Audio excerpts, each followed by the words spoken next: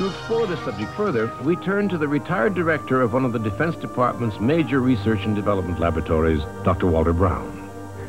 We can see on our planet 17 very strange features which can now be systematically explained as a result of a cataclysmic global flood whose waters erupted from subterranean chambers with an energy release exceeding the explosion of 10 billion hydrogen bombs. This explanation shows us just how rapidly major mountains formed. It explains the coal and oil deposits, the rapid continental drift, why on the ocean floor there are huge trenches and hundreds of canyons and volcanoes. It explains the formation of the layered strata and most of the fossils, the frozen mammoths, the so-called ice ages, and major land canyons, especially the Grand Canyon. The pre-flood Earth probably had only one very large supercontinent covered with lush vegetation. There were seas and major rivers. The mountains were smaller than today's, but perhaps 9,000 feet high. According to the hydroplate theory, the pre-flood Earth had a lot of subterranean water, about half of what is now in our oceans. This water was contained in interconnected chambers, forming a thin spherical shell about half a mile thick, perhaps 10 miles below the Earth's surface.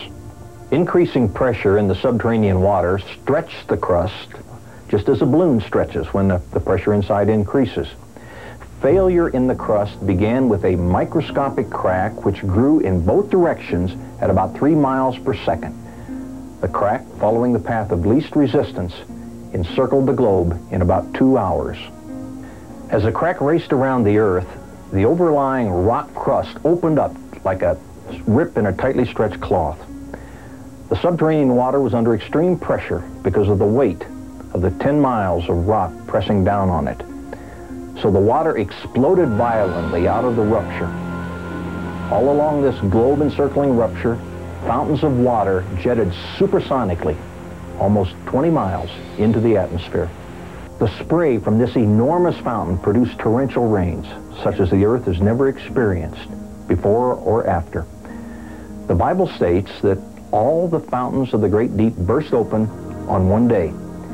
And it describes these events about 5,000 years ago, which we can now tie together scientifically. Some of the water jetting high above the cold stratosphere froze into supercooled ice crystals and produced some massive ice dumps, burying, suffocating, and instantly freezing many animals, including the frozen mammoths of Siberia and Alaska.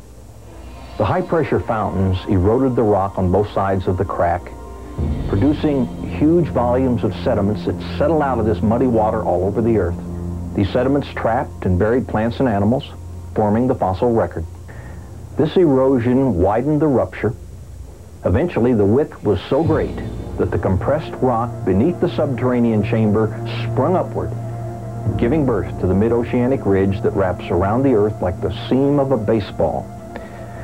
The continental plates, the hydroplates, still with lubricating water beneath them, slid downhill away from the rising mid-Atlantic ridge. After the massive, slowly accelerating continental plates reached speeds of about 45 miles per hour, they ran into resistances, compressed, and buckled. The portions of the hydroplate that buckled down formed ocean trenches. Those that buckled upward formed mountains. This is why the major mountain chains are parallel to the oceanic ridges from which they slid. The hydroplates, in sliding away from the oceanic ridges, opened up very deep ocean basins into which the floodwaters retreated. On the continents, each bowl-shaped depression or basin was naturally left brimful of water, producing many post-flood lakes. The demonstrations you have just witnessed of a massive worldwide catastrophe in antiquity supports the biblical story of the deluge in every detail.